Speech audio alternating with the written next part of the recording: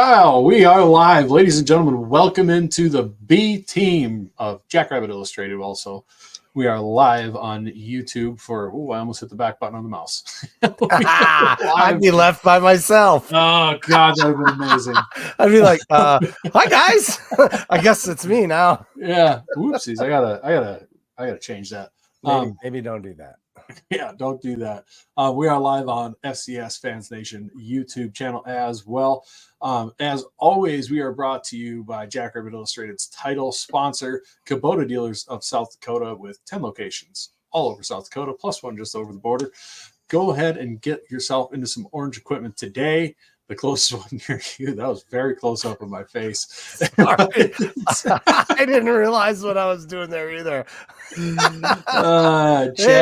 are on the B team today. It is the B team, and Ben is gone, which is sad, but he is off getting his birthday treats and partying and all that stuff. So it's birthday time for Ben. Everybody, if you see him, say happy birthday.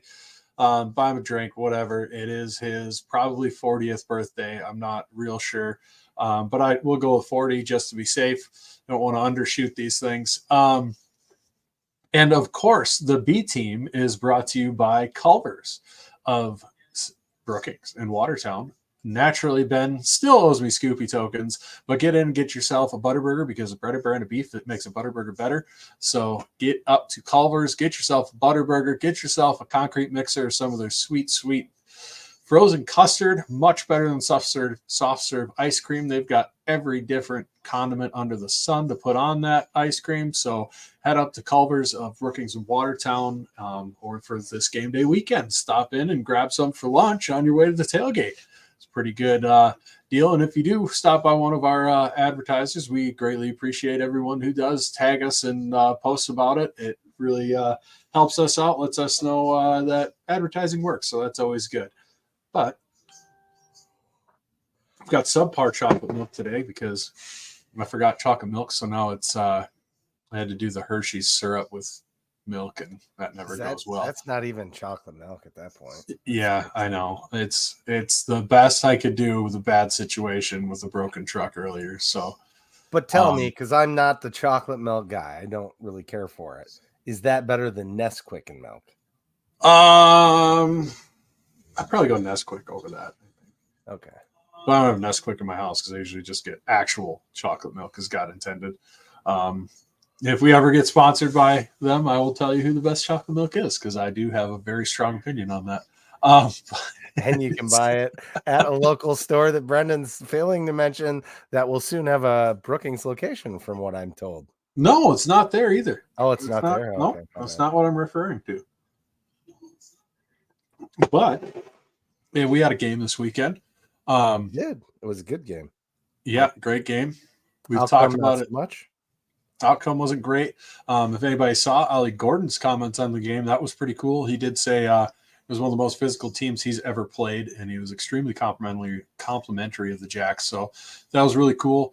And if you listen to Justin Southwell's podcast, that would be the Believe in OK State. Apparently, Brendan Priestley said the same thing to the coach. So he says them guys hit harder than anybody we've played since Iowa State 2 years ago. So that's awesome. That is a good thing going forwards. I don't know if everybody got the chance to catch the Coach Rogers show. That was pretty insightful, I thought, really candid by Jimmy on there. That was really interesting, some of the things he had to say about the game concerning like the tablets and stuff, how it kind of threw him out of a rhythm of watching the game, and it's something you don't think about where and to be very clear, he wasn't saying that's why that we lost the game or anything like that. It was just he said it made and you know, we had been talking in the group chat about, man, like the team, we didn't like the body language on the sideline is kind of what it boiled down to. And turns out seemed flat, you know, and turns out when you're sitting there ultra focused on trying to get better, watching video, you're not paying attention to the game, you're not involved in the game, you're not pumped for the game. And so that was interesting to hear Coach Rogers say, and they're going to make some adjustments to how they handle that. So I found that to be really interesting on there. But yeah, Brian Thompson, you're a stud. Culver's for supper. Atta boy. Is there a ticket to the game for the Taco King? Which this weekend? Yeah, I think we actually do have a available ticket. I got a guy. He's here somewhere. Yeah, somebody contacted me, so it might be the same guy.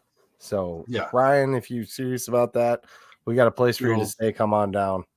Good old TD. Yeah. We can get you some Brookings and Watertown Culvers. I hear it's better. And while we're at it, we could hook you up with a Kubota, because Kubota is the title sponsor of all Jackrabbit Illustrated podcasts this year. And I talked about them. I know. I'm just talking about them too. Sorry, my bad. I'm just excited because I got a great big Kubota. Well, it's not that big, but it's the small one. And the road grader came by, put a big lip on the edge of my driveway, which pisses me off, frankly. And so I was able to take the loader out there, carve that down. Now it's smooth sailing. It's nice to have that option, which I didn't have before. That is slick. If you're local to us, come on down to Pfeiffer's. They'll treat you right. They've been good to me. Oh yeah, man.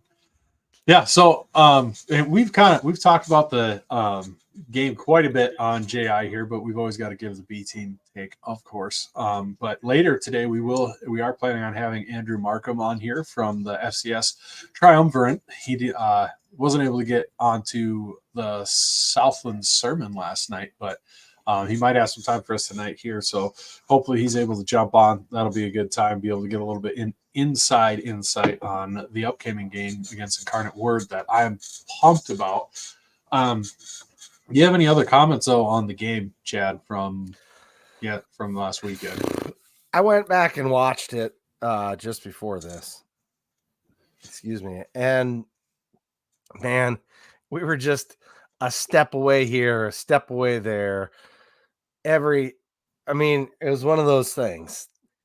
It's like we slipped and gave it away, or we tripped and didn't get the pass, or we didn't pick up the guy coming through the middle and it was a wide open pass, but Mark had to throw it too high. I've heard criticisms of Mark, and I don't know that they're really fair, because he didn't have time in the pocket. And from what I could see, the coverage was excellent. So, our defense, we had a guy that was draped on a guy and he still made the catch out here away from the dude. Right. What else can you do? I mean, they were the better team. And I think that's going to be fairly apparent come the end of the season, that they're better than a lot of teams. That's my takeaway from the game. That's not all that profound, but our guys did play well. Some of our guys are on a learning curve. That seemed to show a little bit in some of the film. One thing, if I'm going to be critical of anything, I'd sure like to see our guys on defense, instead of running up to the line and pausing and meeting the running back, initiate that contact. I saw that live. I saw it on film. I'm sure Jimmy and those will notice that too. So I'm probably not going to be pointing anything out that they don't notice, but that's something I think we can work on too. I did watch some UIW film. I think people are going to see a different game this week. So we'll wait to get into that if Andrew shows up. But Dallas, I agree. I think Mark actually played excellently. I was probably a little more critical in my mind watching it live than going back and watching it. There was a couple times where I thought someone was open and they were not. So he did a really good job reading the field, running through his progressions quickly. He didn't have much time. So he maybe only got to second level, second progression before, it was too late. He threw the ball away. That one pass where, the snap was over his head and he did the right thing and threw the ball away. Unfortunately, I didn't see it live, but I saw it afterwards. Had he just been short and kept it in the field, the play, Willie was standing there all by himself. Could have been a touchdown. you're not going to see that from the quarterback perspective, but it sure sucks that we were that close on so many things. That was just another thing. If it just, if luck would have went our way, they had so many balls that their quarterback threw that weren't good balls that the receivers made excellent plays on. And, it resulted in first downs in a lot of those instances. Well, they just made the plays, Yeah, it was a close game. They just made more winning plays, and you tip your hat to them because it's not they weren't slough plays. I don't think there wasn't any major mistakes. They played a very clean game. The Jacks here, besides the interception wasn't great, but like Ron Lowney says, sometimes it isn't your day. 29 wins in a row. And like you said, rewatches.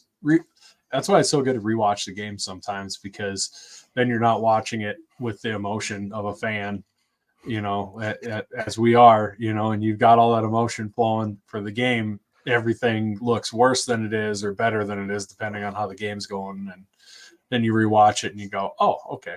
Oh, that makes sense. And I'm never emotional in the stands, am I, Brent? No, you're very cool. Actually, I was the opposite of that most of this game, surprisingly. And, wow. Yeah, I'm proud of you. That point, Jesse, trying to watch the game during a wedding while your daughter is the flower girl does not make the wife happy. Well, you know what? You didn't schedule the wedding, Jesse, so I'm on your team. You didn't schedule the wedding. You're being a good soldier and being there. You brought up what it does make you is a very good fan. Yes, it makes you a great fan. Maybe not the best wedding guest, but you're a great fan, and that's what counts on the B team. You mentioned how a little bit of hesitancy at the line, filling holes and on the backs. I think some of that's just a byproduct of how good Ollie Gordon is. I mean, that dude slips tackles so well. 100% it's hard to just explode. I mean, because you're going to miss a lot of times. So I think that was a lot of it. And the job of converging on the ball was fantastic. We talked about that before the game last week. So I think that was a big positive from that game for sure. The receiving core looked really good. I don't think Mark didn't have a ton of time at times for sure. I don't think it was his best game either. Not as a criticism. Maybe that's just how excited I am, and maybe my expectations were unrealistic coming in, just where my head was at. But I think it's going to be a lot of fun to watch this team as the year goes on. Like Patrick said earlier, it's okay to lose to a Power 4 team sometimes. That's okay. I think it just bugs us a little more, probably because NDSU went on that unreal streak of wins, and you want to match that, But I got to say, Ollie Gordon, after listening to his comments and interviews, I'm a fan of it. Yeah. I mean, it seems like a good dude. Ollie Gordon will be playing for some sub 500 team next year in the NFL. Dude's a stud. Not much you could do there. That's true, Rev. That's from the Rev, of course, from the Southland Sermon. And first game, man, Tammy Youngin points out first game is a harder game. Sometimes, yeah.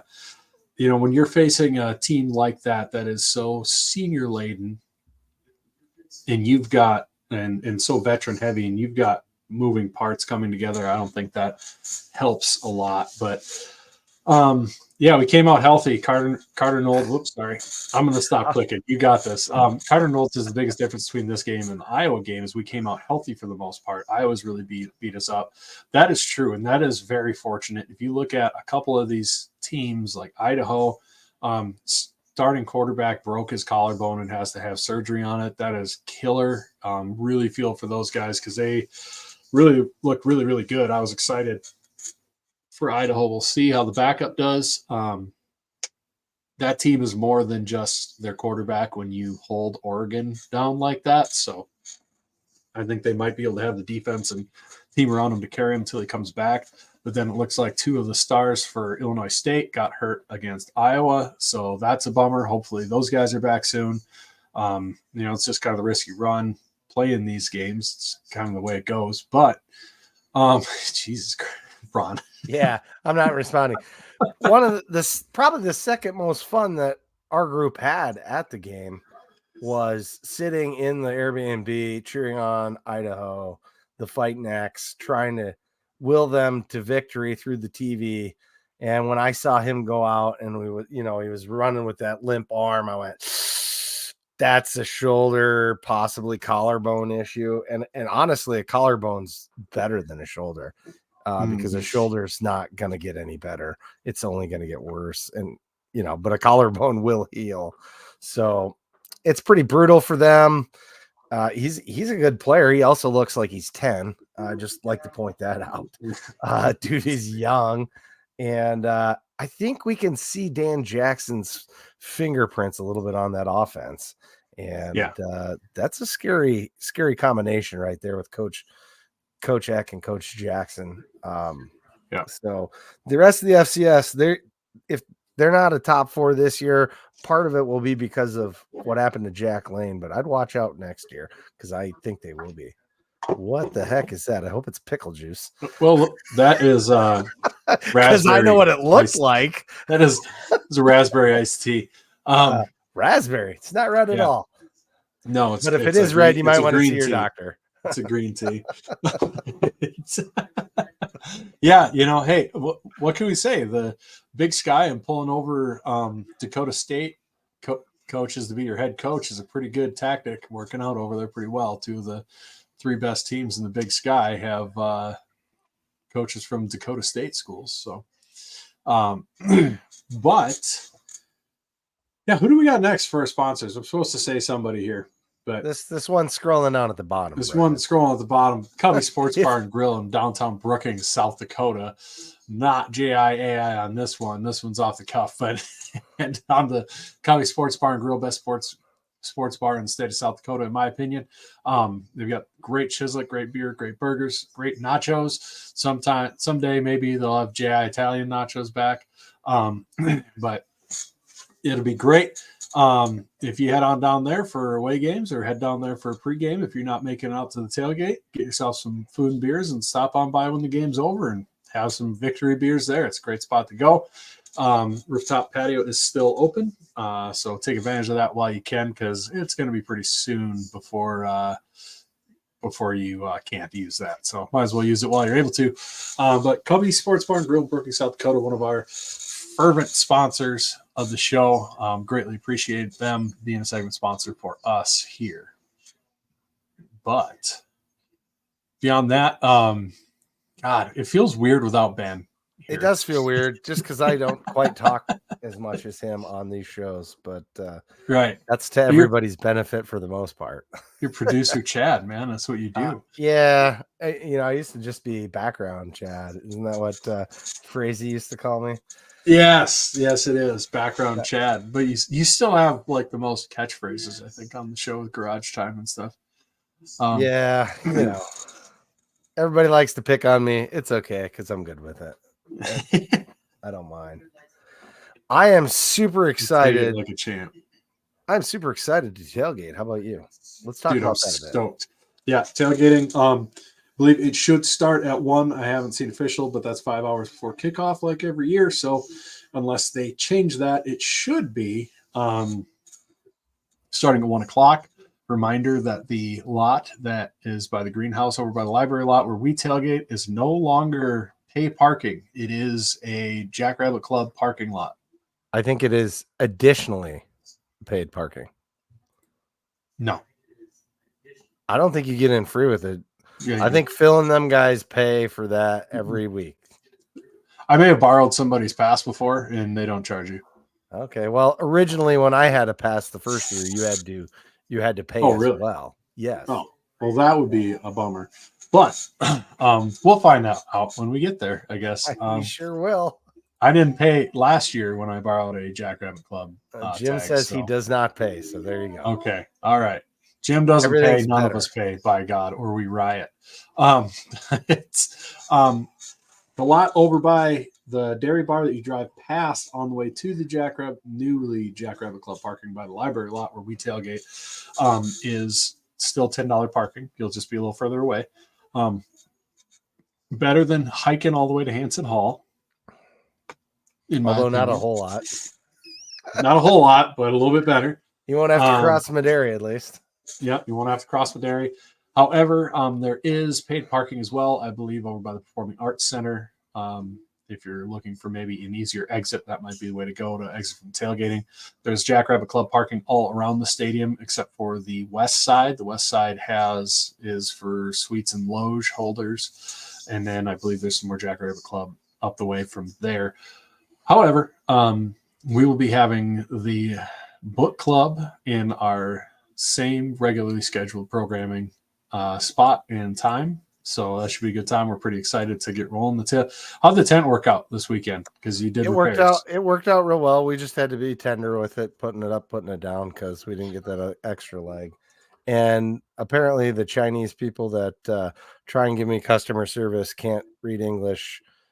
Only pictures will work. So I have to get a picture of the part I need that I ordered that has a part number on it. It's a letter in this case. So I'm missing part C and J, and they can't understand that when I sent a thing that I said I want 2 part B's and 1 C and 1 J, that's what I wanted. Whatever. But Ben has the tent. Ben has the tent because he brought it down there and back in the truck. So I appreciate that. But also shout out to Jim, because one of the screws had come loose that I'd put in. It hadn't actually seated. He let me borrow a screwdriver, and he never did get it back, but we'll get it back to him this weekend. Jim always comes through in the clutch. He does always come through in the clutch. We appreciate our viewers because our viewers are the best. The B Team Mafia. You know, we should make some B Team Mafia shirts. What do you think? I think so. Something like that. Shirts or stickers or something. You know, and then we could make like A Team shirts and see which ones sell better. I've got an idea. And my idea is that the B Team will probably sell. Yeah, we'll see. We didn't talk a lot about individual performances.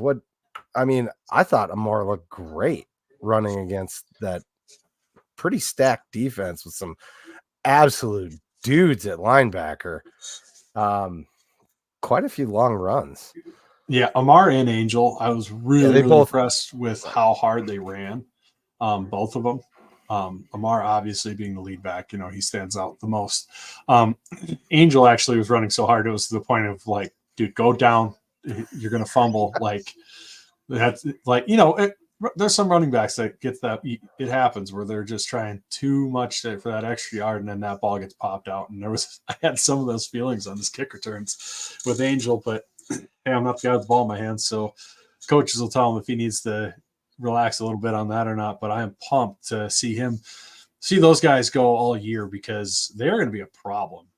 I really think rotating those two in the backfield, man, they are going to be nasty for FCS. I mean, they were breaking tackles on good, like you said, some stud linebackers, and they ran hard. I don't think we will. I'm not saying we're not going to miss Isaiah, because Isaiah, I mean, I'll always miss Isaiah. The guy is a stud. He's killing it in New York. But I don't think if you're expecting a big drop off in physical running style in between the tackles, I think you're going to be pleasantly surprised watching those two run around. So that'll be exciting to see. And our very special guest, here he is, Miss America, Andrew Marcum. You're part of the FCS Triumvirate, correct? Did I pronounce that right? Yes, sir. That's your a podcast, radio voice, right?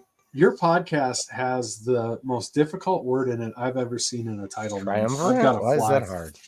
Because I'm not good at words, Chad. I'm not good at speaking, but words aren't that hard. Just string them together. That must be one of the youngsters in the household. Yes. How many we got? How many we got? Two. So two. A boy and a girl. SFA shirt hat that I see. Yes. I missed Revs, so I missed Rev's podcast last night, so I had to rep for him. Hell yeah. So Brian Thompson wants to know if you're coming to Brookings. My guess is probably not. I am not. It's opening week for my son's football, and I'm the D coordinator. So, did you know you're going to miss out on Brendan's brisket? I saw that. I think it was yesterday, and one of the other guys from the Triumvirate, he's going to be up there with the team. He's traveling, I think, with the team. So, hopefully, he can swing by and try some of it. Neil, who's that? Oh, Neil. yeah. Neil. Okay. Oh, yeah. Cool. We'll give him directions to the tailgate. Yeah. Or just have him look up Jackrabbit Book Club on Google Maps. Right. I'm sure a Texan is like, gosh, I'm missing out on South Dakota brisket. What a shame. Yeah, well, he'll know. Anything's better than the brisket that I had in Oklahoma, because it was drier than a popcorn fart. Oh, no. It was. They're not It Southern. was not good. Wasn't it one of the Oklahoma coaches the one who posted the was that the Sooners picture coach of the brisket he made in the oven? In the oven. Oh, good Lord. In a glass Pyrex dish or whatever. Yeah. It was like, oh man, it's a sin. It's a sin. It's not great. Yeah, it was. He got ran by the internet pretty hard. He got roasted just like his brisket. Hey. Hey.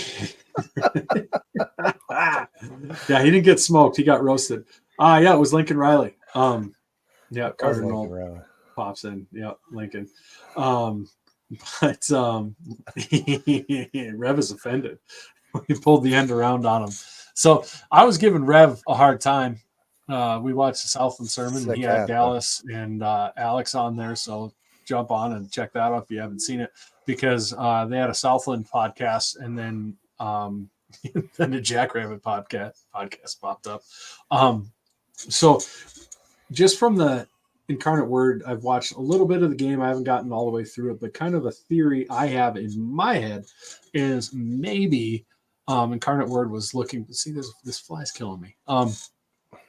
And I have a theory that maybe Incarnate Word was looking past Northern Colorado a little bit, because first off, they're Northern Colorado, and second off, this feels like a game that Incarnate Word is going to be coming to prove a point. And to the nation, not that necessarily they have anything against South Dakota State, but they want to prove a point that they are that they belong in the top 10. And I'm sure they feel a little bit a certain way after being left out of the playoffs last year. So I'm curious on your read on that, Andrew.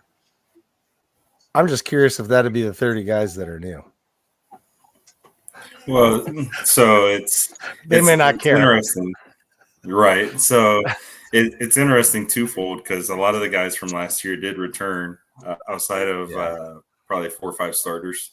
Last year they had to replace 66 guys on the roster. So it was a huge turnover. And so this offseason, Kilo was able to do a lot more focused recruiting. But yeah, I was at the game live, and it felt weird. And so I went back and watched it today, and I was logging the plays, and I only counted about 15 plays between inside zone, split zone, outside zone, and I think we only had 4 pass plays with different route trees. So, I mean, that says a lot right there. You only run about 15 different types of plays and all out of different personnel, but it's the same play in different personnel sets. Definitely feels like that's not quite the full playbook. They ran it a little bit like a normal Power 4 team does a lot of times with an FCS team, where they're going to run their base stuff and be vanilla the whole time. Right. So Incarnate Word, just from what I've watched them and everything, not that they can't run the ball, but they prefer to spread teams out and get the ball in their athletes' hands in quick little passes and let the athletes make plays from there. And then once they get the safeties and corners cheating up, then they're going to gash you down. They're going to gash you deep. You think that's probably going to be the similar play style we see arrive in Brookings this weekend? Yeah, I could see. I mean, a lot of people call us air raid. With the new OC that we have, it's his second year, Connor McQueen. It seems more West Coast than air raid. It's kind of a he likes to go deep every now and then, but he's very much a dink and dunk type of team, and then still run the ball and kind of take 3 to 4 yards as much as we can, and then hit you deep after bringing those safeties all the way up on top of the line there. Got him. That was pretty good. Sorry. Nice. Good work. I watched Zach Calzada pretty closely on my rewatch of that game, or my watch, I guess. And man, he puts a lot of zip on the ball. He puts it at great placement. It looked like his receivers maybe weren't always ready to catch the ball when it got there.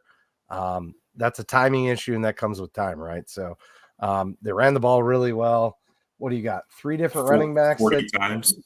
Yeah, they ran it quite a bit. Declan ran it. Robson. Looked like they were trying to run Pierce somewhat in some kind of end around because he's a wide receiver, I believe. Yeah, and, Mason's a receiver. Yeah, Montrell Turner's the other one. Yeah.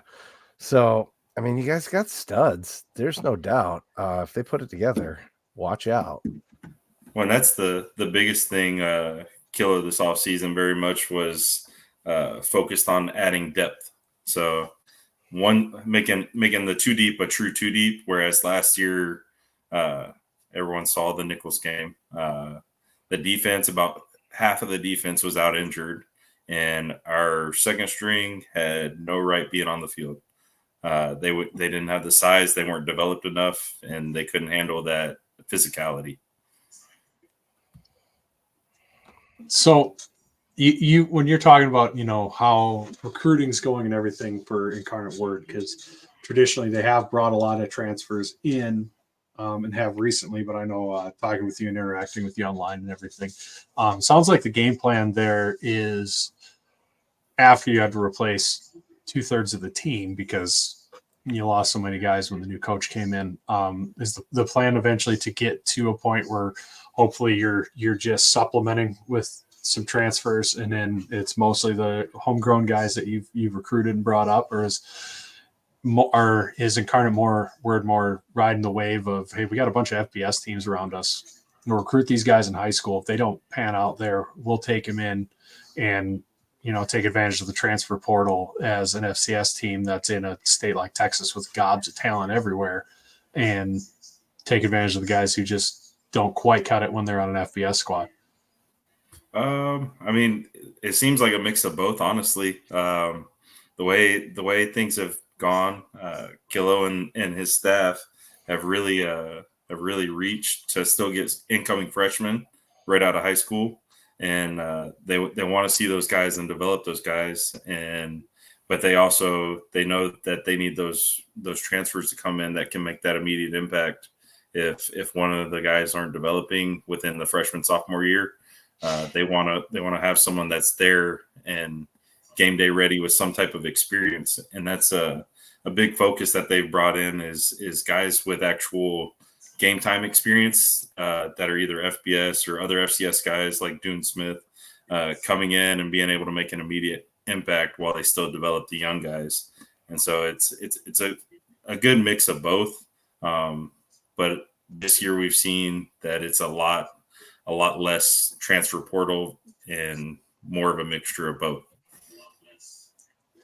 Gotcha. Yeah, that makes sense, especially where they are. Dustin's just talking mad trash down in the comments on you guys here. Incarnate Word replaced Jacksonville State, his last chance to the FCS. Hey, you know what? For all the crap we've talked about Jacksonville State, they did have quite a few solid runs in the playoffs, even though they ended up getting beaten like a drum eventually in the playoffs. Yes. Matthew Krell took a little poke at you too at the end. He said you guys should figure it out. But speaking of that, you guys really have. I mean, you're a new program. You've had a lot of success recently. Tell me a little bit about the ride as a fan, because I mean, you haven't even been a football program for all that long, correct? Right. Yes. The first year was 2009. Neil, one of the other guys within our three guys, Triumvirate. Say triumvirate.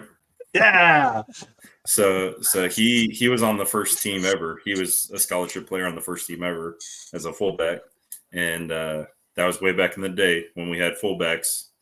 And so it's from 2009 D2 transitioning up, and it's been fast and it's been furious. We've been through the 0 and 11 years, the 2 and 9 years, and then pretty quickly after once Morris came in, the jump happened pretty dang quick, and ever since then we've been trying to ride the high and stay on the high. And you're just like basically a quarterback factory with Cam Ward, Lindsey Scott Jr., now Zach Calzada. All I can say is, wow, those are some studs. And you play in the Southland, so they're going to get some numbers. Yeah, as Brendan would say, the Southland, and we'll see how that stacks up. I'm interested to see. I don't know what's your thoughts on how your offense will take on our defense, because that's really going to be the major point for you guys, because you guys seem to want to make it a track race. Right, and it's the typical Southern team versus Midwest, speed versus physicality type of deal. Yes, right? he said it. God, yeah. Kevin's not listening. Thank God. Oh, where's Kevin? Southern speed. Sorry. Y'all have speed. Don't get me wrong, y'all have speed. But that's pretty much what it's always been, right? It's everyone wants to make the claim of Southern speed versus the North physicality, and it's always it seems like the Dakotas always went out with how physical y'all are, and then y'all have those guys that are fast on the outside and dump it over the top and embarrass the hell out of the South. I'm just giving you a hard time with that, because it is a thing that teams from the South say is, we got so much speed, and there's a lot of athletes down there. Right. It's just the way it is. So I totally get where you're coming from. It's just always a thing, that Southern speed. But and there's a lot of truth to it, right? I mean, right. It's not wrong. I mean, you can watch at across the country. It's kind of how it goes. I'm curious how your fan base maybe views this game. I mean, are they really excited for this game? Nervous for this game? They're interested to stack up? Does it feel like, because it felt like the game at Fargo 2 years ago in the playoffs, you guys really made a statement there for me personally. And I know you guys are like the fourth winningest program in like the last 4 or 5 years in the country in the FCS level. So, if people around here don't know, they should know, because you guys have been winning a lot of football games for an extended period of time here. Do you guys feel, how does the fan base feel? Are they excited for this game? Is it just kind of, well, we'll wait and see what happens? I mean, what's the mood? Cautiously optimistic would probably be the best way to put it. It's y'all are the gold standard right now in the FCS, and everyone wants to see what we can do against that standard, and we go from there. We adjust and we try to move on with the rest of the season. Yeah, I know, Dustin. Trust me, I'm just as critical of it. It takes a while. Just ask us. We see, Rev. This is why he came on with us. Yeah, absolutely. Yeah, there we go. That a boy. Here's a good question here, though. Speaking of your fan, does Incarnate Word have a fan forum or a place, maybe a Facebook page? Forever First Foundation is probably the best source. It's the guys from the first team ever made. They all came together. They built up a small NIL. They do a lot for the community around UIW. And they just build off of that, and then that's where everyone goes to for their information, basically. I know I'm pretty pumped for this game, because it's a great. I think it's a great out of conference matchup for the FCS in general. I love seeing us schedule good teams from the Southland. I'd love to see us schedule a good team from the SoCon and from, we schedule with the Big Sky pretty regularly. Montana State, obviously, like Lonnie mentioned earlier, we've got, Montana State has one of our former assistant athletic directors, so there's a relationship there. So I love these sorts of matchups for the FCS. So I'm pumped for it because this is going to be a big test for the Jacks here. They cannot come out sleepy because this is a very dangerous Incarnate Word team coming in where they'll put up points, they'll put them up in a hurry, and you're chasing, and that's not necessarily somewhere we love to be. I like to think we're better equipped for it should that happen than, say, NDSU normally is. But that is something where this can turn into a shootout in a fat hurry. No, Matt, come on down. Matt Frazee says Frazee is a curse. Frazee, I want the Frazee curse, buddy. Admin. I'll pay for your gas. I'll pay your food. Bring the kids. I got room for them in the house, or Chad's got room for them. One of us will. We got plenty of room. I'll give you a cape and a crown if you want. I mean, whatever you need to make it happen. I'm all about. We'll give him a hard hat. Yeah, we'll give you a hard hat, but we won't give you a red one. Sorry, we don't have any red ones. Red is outlawed in my house, and it's not because of Incarnate Word. It's because of the vermin down south. But I see a cardinal back there. Yeah, I was a cardinal when I was in high school. That was our we 100% just straight ripped off the Arizona Cardinals, and that's what we did. Prior to that, it was a straight rip off of the old school Iowa State Cyclones logo. Weird coincidence. My high school has actually been sued by Prime and the Colorado Buffaloes for using the Colorado Buffalo logo. So they sent a cease and desist for a high school in Texas to cease and desist using the logo. Did you see the old? Oh, sorry. We also used the USC SC for the high school. You guys are just wait. Take it off. Just cycle through them, baby. Just cycle on through. I know that's happened to a couple high schools that have Jackrabbits as their logo where they've gotten snapped up by that. So our compliance or whatever it is department is pretty protective of the Jackrabbit logo. So that's right.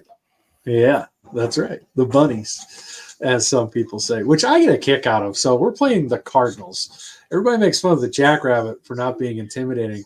I have never in my life saw a 4-ounce bird and been scared. Now, what you guys should be is like the religious Cardinals. That would be cool. And then have your mascot be a big hat. Yeah, the whole works. That would be amazing.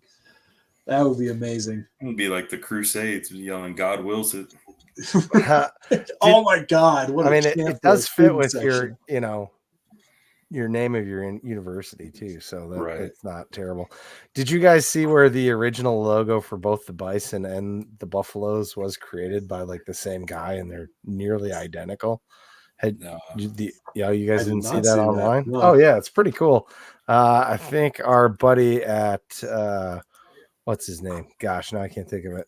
The one that makes all those posts that has all those logos that he makes up there in Watertown. Yeah, I think he had. Yeah, there you go. So it's kind of cool if you go back and look at it. My favorite part of that matchup is it was a matchup between a team that didn't know what a buffalo was and a team that doesn't, and a fan base who doesn't know how to pronounce bison correctly. So they were like a match made in heaven for each other a little bit. The shade thrown back and forth was incredible.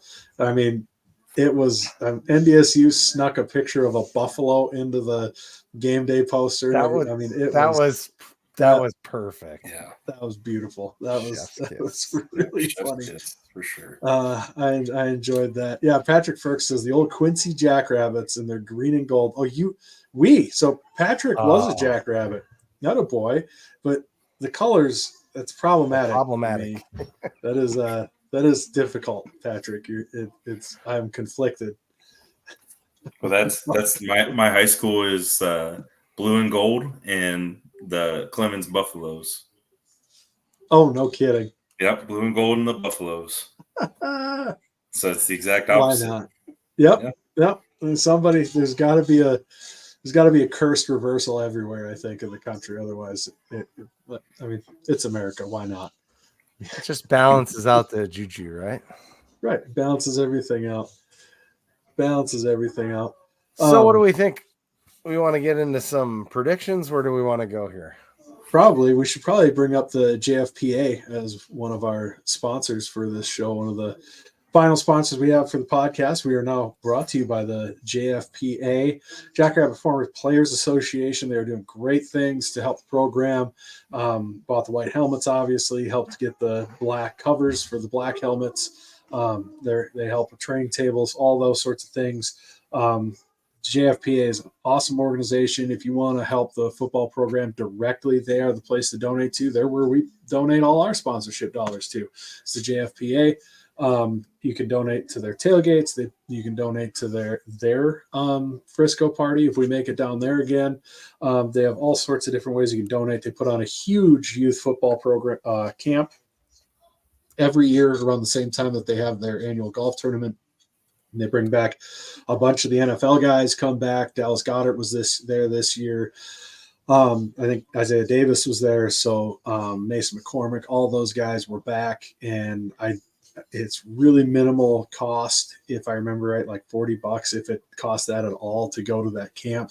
I know they had like 400 kids this year and they want it to be like 2-3 times that. So if you don't know about that, put it on your calendar, put down a reminder, whatever. I'm sure they'll be coming out with that sooner than later when the next year's version is, probably sometime in the spring. Maybe put down a reminder if you've got friends, family, or your own kids who would be interested that are youth to go into that camp. I know they're all about trying to have as many kids as possible get to have the opportunity to get coached by some all-time Jackrabbit greats, always in Sioux Falls. So JFPA, we are proud to be partnered with JFPA in a lot of different ways. So last little shout out on that is they are trying to currently raise money for Matt Anderson's family. Yes. So if you ever met Danger 41 or you enjoyed his time on our podcast, he was a great human being and an even better father from the sounds of it. And they're trying to raise some funds to help in the future for his kids to go, his girls to go to school. So consider donating to that as well. Brian, I might have a different way to understand that BFPA acronym. So, but we won't go there. But moving on, let's get into some predictions, shall we? Brandon, you need to bring this back around to football talk here. Sure, right, football. That's what we're here for. Andrew's like, what did I walk into? Anyways, no, I've watched y'all show before. I know better.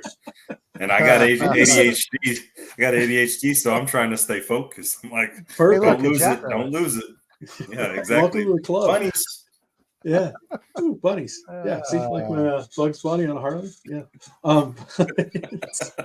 Predictions. Chad, I don't do predictions. I don't do exact predictions anyways. Not exact. And of course, I can't give away my spread because we've got Scared Money Don't Make Money on Thursday. So I was more concerned with what Andrew thought, right? I mean, he's only here for this podcast. Right. But I will throw out there, I do think the defense is going to come to play. I think Incarnate Word, the first drive, I think they're going to drive down and score a touchdown, and everybody's going to be all concerned. And then I think eventually second half sometime, the Hogs and everybody are going to start leaning on them and it'll wear them out a little bit. They're going to really focus on ball control, I think, against Incarnate Word to try to keep their offense off the field from trying to up tempo and wear down our defense. So I think that's going to be a point of focus, and Amar and Angel are going to have a huge impact on this game. So that's my prediction for this show so far. Is that what you'd say would be the X factor for y'all? Probably. Yeah. I can see that. Yeah, that's a big thing is taking away the rhythm for sure from our offense. Yep. When you break up that rhythm and you keep them off the field, it can, especially with the all new receiving core, the receivers are still getting used to the timing, and if you keep us off the field, it's definitely a thing to be worried about as a UIW fan. Yeah, if the Jacks get quick 3 and outs to start the game, I think that'll be important. If they don't, if they struggle to get off the field like they did against Oklahoma State, it's going to be a dogfight till the end for sure. And even if the Jacks do get up, if the Jacks get up by 3 scores at half, I'm not going to feel comfortable with this game, because if you let off the gas for a second on this Incarnate Word team, they're going to be back in the game in a blink of an eye, because they can hit 15, 20-second drives for touchdowns, and you're wondering what the hell happened to the lead. So I'm not going to feel comfortable at all this game. And that was that first drive against Northern Colorado was 5 plays, and it was like that, and everyone's like, "Well, damn," that just happened, and then we just kind of settled in and just kept running the ball, and I was like, "Are we going to throw the ball?" And I'm like, "Well, we don't really need to throw the ball, so I guess we'll run the ball 40 times and make it a quick game." So it was interesting for sure, but yeah, that's this. How fast we get on the ball and rush up to the line is going to cause some issues. If you, like you said, if we don't go 3 and out, your linemen might get tired quickly having to stay in there and not rotate out. I was curious. He's talking about that you don't blitz here, Ron is, but I think you do actually quite frequently. So I see that your leading tacklers this last game were kind of your DBs. Is that, you think, a factor, or do you think that's because you guys have that speed and they come downhill so quick on runs and that's why they get there?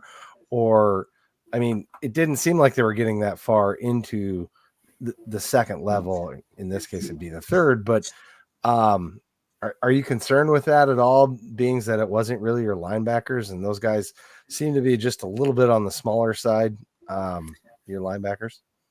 I mean, so we run a 4-2-5. So really we have a star linebacker, more like a nickelback type of guy. That's that slightly undersized linebacker that runs downhill. Mr. Williams, Mr. Williams is a dude for sure.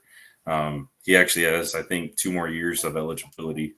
So he has quite a bit of time. But yeah, so it's not too big a worry. Mason Chambers, I think, he's one of the top tacklers after week 1. He plays downhill quick. He's our safety, or one of our 2 safeties. And last year, I think he was 2nd or 3rd in tackles on the team as well. He's a ball hawk, so that dude runs downhill and he hits like a linebacker. But he came from Iowa State, so. And he had considerable snaps at Iowa State. So it's not too big of a worry. And what we added this year was predominantly defensive depth in the offseason. The defensive coordinator, Coach Kush, he wanted more depth after last year's Nichols game. And I think 7 of the 13 or 7 of the 12 FBS guys were all defensive guys with at least a year or 2 years of playtime already. So it'll be interesting. I'm not overly worried about the linebackers not being the main ones making the hits, as long as we can stay within 1 to 2 yards on the line of scrimmage, right? If y'all keep driving for 4 to 5 yards, gonna get tired quick. Yeah. Well, it looked like Northern Colorado had some good pushes early on in the game, but they shored that up right away. And it did not look the same after about midway through the second quarter. You guys really put a stop to whatever push they were getting. And maybe they were just afraid of, the way they smelled coming from Greeley and all, and that just wore off in the clean air. And that's, I don't know if everybody gets that joke, but last year's Northern Colorado, the season before, was very much more spread against us. And it seems like they came in with a game plan of what Nichols did with us. So I think that first quarter, it caught them off guard that they were running a lot more inside zone and gap counters. So I think after that first quarter, they kind of made some adjustments. And then, like everyone saw, it kind of never fell out of control for UIW. Yeah, it is really hard to prepare for a team who you don't have anything to go off except for what they did last year. And if we were to prepare for your team by what you did last year, that would not be great for us either, because it's going to be a different look because it's a completely different team. So that'd be good for y'all with our red zone offense from last year. I think we had bottom 20 red zone offense last year. That's not a great thing for success. Not ideal, Bob. That is unfortunate number to have for that. So, Andrew, going into this game, first, what concerns you the most about this game from an UIW? Is it IW or UIW? UIW, yeah. All right. UIW. Neil will get mad if you say IWU. So if you want, then I'll do it once, them, just a twist. If you want to trigger it on Saturday, trigger them by saying, "Yeah, IWU," and he'll IWU. You guys are pretty good. Just had him into a tailspin. But so what's your biggest concern from a UW or UIW? Now I'm all jacked up. UW, Incarnate Word, not Wisconsin. Yeah, right. But from an Incarnate Word perspective, what concerns you the most of this game? And then secondly, what is your – it doesn't have to be an exact prediction, but how do you see the game playing out? Biggest worry, I'd definitely say Amar Johnson and the Hogs, man. Those 605 Hogs, if they get torn into like it sounded like Jimmy wanted to tear into them, they're going to come out with some hate. And it's going to be scary. So if they show up like 605 Hogs from last year and have that anger to them, it could be a little scary on how y'all run that ball and stuff it down our throats. But what was the other half of the question, man? How do you see the game playing out? That's all right. I get it. I shouldn't have gave you a two-parter. That's my bad. Yeah, I know better on this show. Hey, look, a jackrabbit. Yeah, I was in the infantry, man. Keep it one question at a time. Hey, you dodged all those bullets, so good for you. Except a grenade. I got hit with the grenade, man. Oh no, I didn't know that. Now I feel that's not great. Well, that was funny till it wasn't. Let's bring up some bad memories. It's all fun and games. No, so someone loses an eye. That's a blast. It was a blast, huh? Got it. Yeah. No, yeah. My time in the Army was great, but the other part was I already forgot again. Damn it. How do you see the game playing out? That was 100% my ADD affecting you. Absolutely. See, you can't put us together like that. That's Chad's fault. Yep. So the way I see the game playing out, I think we start fast and furious, just like you guys said. And then if there's any type of hiccup, I think y'all step on us and step on our throats. Y'all have that championship mentality already within the program. We're trying to get there. Obviously, we haven't made it all the way to a championship game yet. So, damn you, Dustin. But yes, so yeah, we're trying to gain that championship mentality that you guys have, and if we can't stay up and stay going fast, then I think you guys step on our throats and don't look back. And the more that Calzada has to press, unfortunately, that's when turnovers happen. It just is what it is. So I think we'll hold it close. Hopefully, at least 3 quarters. But if we fall behind at any point in time, I think y'all have the mentality and the capability to keep us behind, and it won't ever be in doubt. So, I'm sorry. That makes me laugh out loud. We start. Do you watch our show enough to understand this? What this? I have not watched it enough to understand Garage Time. I've heard y'all talk about it before, but never been able to see it. So this is a good time to explain it, because we do have a lot of jokes that go back. I can't believe we're saying this. We've been doing this for 5-6 years now, which is wild. Garage Time goes back to the fact that Chad is not. Well, Chad, you've been doing it for 3. I don't know if you.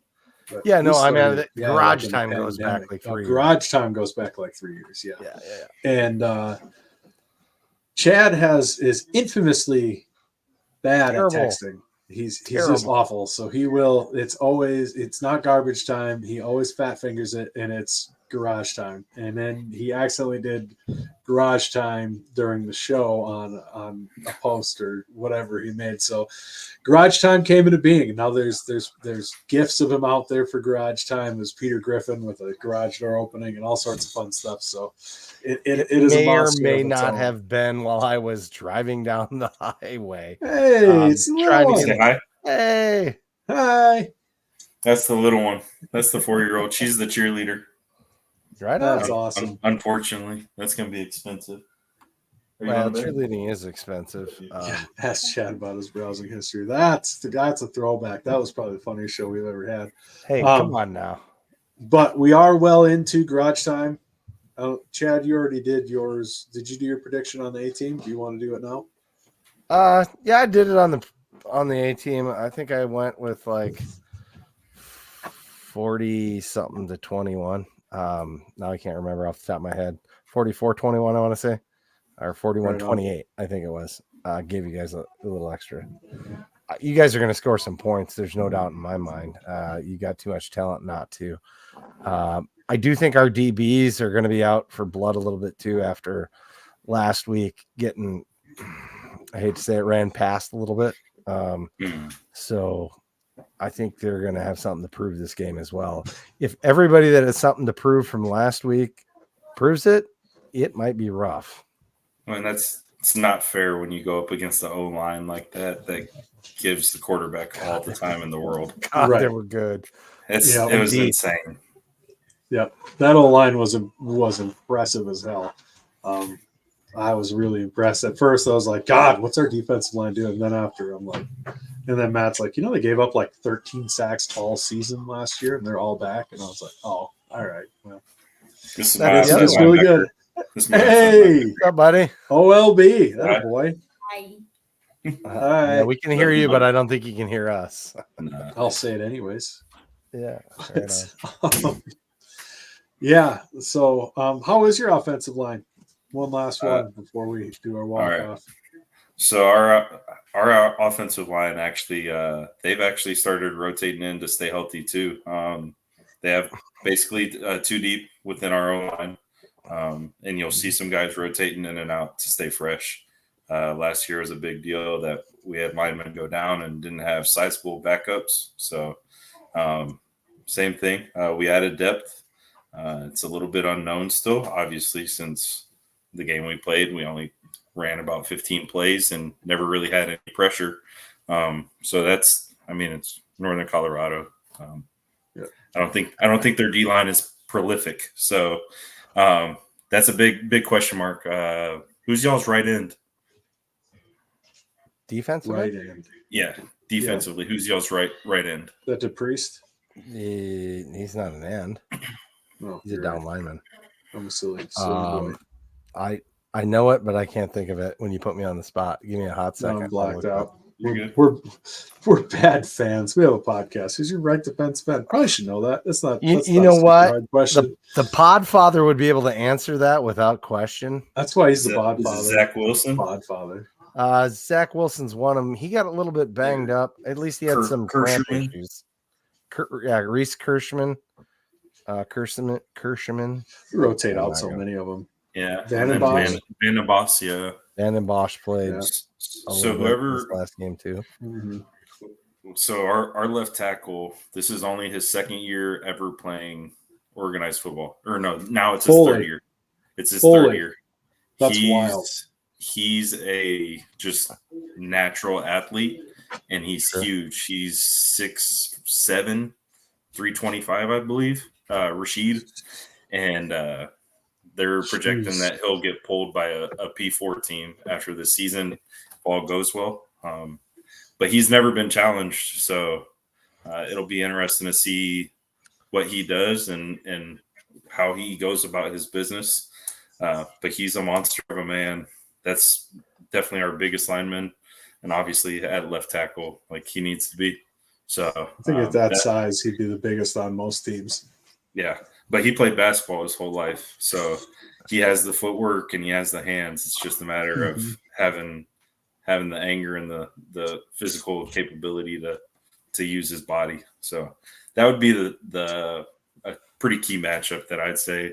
See what he does, and obviously see what the rest of the line does against y'all's D line, because y'all, I'm sure y'all still have questions on y'all's D line as well, with not being able to see much against probably the best O-line in all of FBS.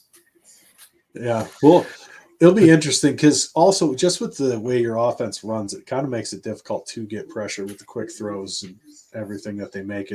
There's not a lot of time to even get to the quarterback, and then when there is, you've been just trying to get up there, and then all of a sudden now he's finally back there, and you're like, oh God, I got time to get to him. So I think that as a byproduct, it is difficult to get to Calzada just because of the offense. And y'all don't see our offense at all. Yeah. Well, I tell you what, yes, last week was a good preparation for that because I watched both games today back to back, and no offense, but the OSU that we saw in the first quarter was probably twice as fast. Absolutely. They had like 28, 35 seconds. Sometimes it even felt like left on the clock by the time they're throwing the ball. It was just insane. Right. Our guys were not even in their stance on the D line at points in time. They were still shifting about when the ball was snapped. So if that happens, that makes it really tough to play as a down lineman. Yeah. So I'd say look forward to a lot of RPO type of offense and dink it down and take what we can and take what y'all give us. And then I guess projection wise, the cautiously optimistic side of me says probably 38-28 y'all. If we can keep it within two scores, I think that's a solid base for us moving forward. And then in the Southland, there shouldn't be any problems. No, you're going to play easy teams like Stephen F. Austin and all that. Yeah, there's a big question mark too. I think as the season wears on, your team will gel more and more, being you have so many transfers. I mean, I talked about that a little bit last night.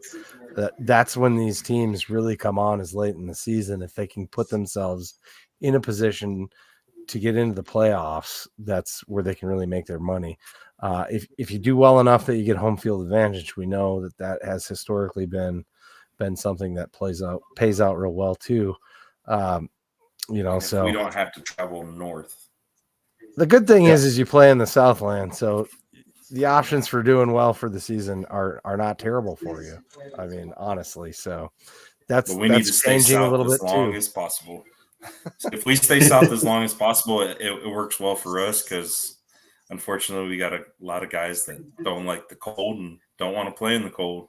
It just is what it is. Yep. Well, I tell you what, Andrew, we've been there. It was a long, long road for the Jacks won a national title. So you guys keep on fighting. I think you guys will be at the top of FCS before long as a kind of supplant what the SHU was. I think here in a hurry, as long as you guys are able to hold on to a coach, you guys coaches are such hot commodities every time. Hopefully they're able to keep one for, a good 3 to 5 years. I think that'd be hugely helpful. But I think you guys are on the right path. Kilo doesn't want to go anywhere.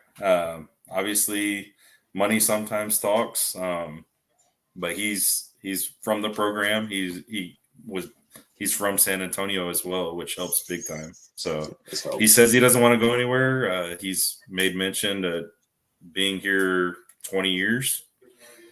We'll see if the university doesn't back him up and provide the upgrades that he wants for the program down the road, then he might be out the door. So there's a big FBS school right across town that has UT money.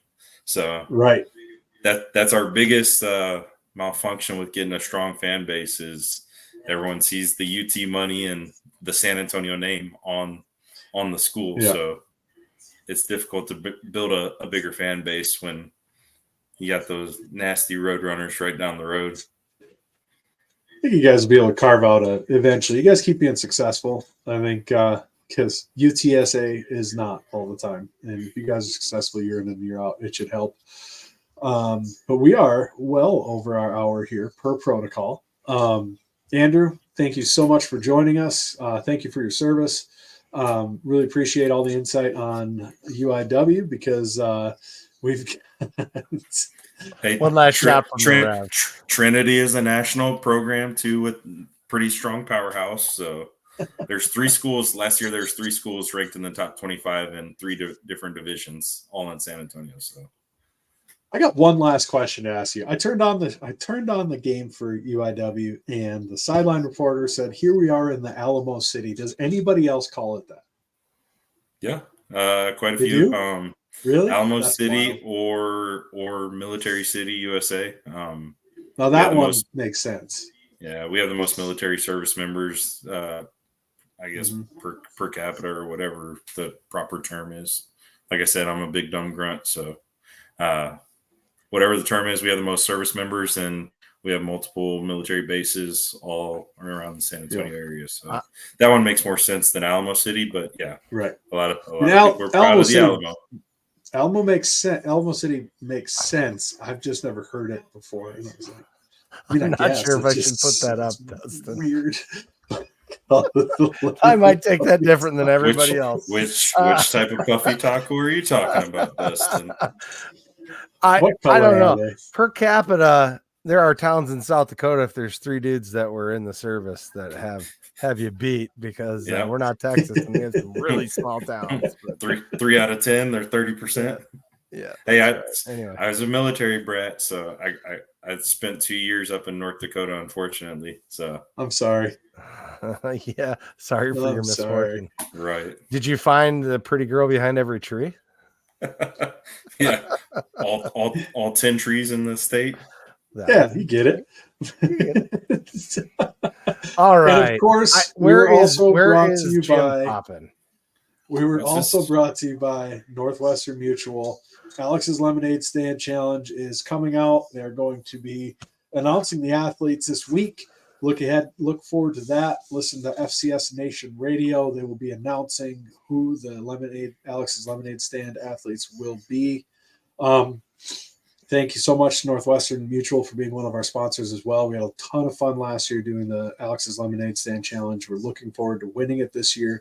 I have it on good authority that we will only have one Jackrabbit to put our money into this year, so they don't have us all split up. So the varmints down south can sneak in, even though we raise more money, but that's fine.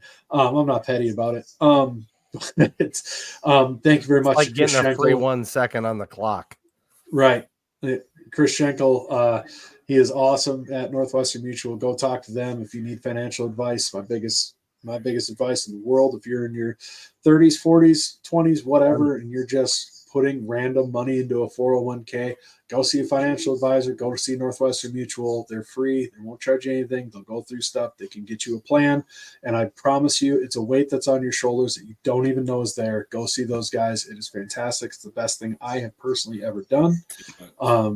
So yeah, I mean, it is absolutely worth it. And then to realize that, I will be able to retire is a good feeling. So, and it doesn't, and like I said, it's free. So, Northwestern and if you got Mutual, kids, you're going to need some life insurance. So don't forget that as well, because they can provide that too. I know it doesn't apply to me, but I've talked several friends into life insurance. You need to be able to replace 10 times your income if you need to hire Mary Poppins or father. I don't know what the equivalent of that would be. Mr. Deeds, not quite, but the butler from Mr. Deeds. And you underestimate the sneakiness, sir. Never underestimate my sneakiness. All right. As always, give us a like, give us a follow, give us a share, tell your friends, family, and enemies. If they love us, hate us, that's fine. But every little bit you guys spread the word helps us grow, helps the fan base grow, and we all have more fun in the end. So you can do that. We really appreciate that. But beyond that, it's about that time, Chad. Go big, go blue, go Jacks. Hang out.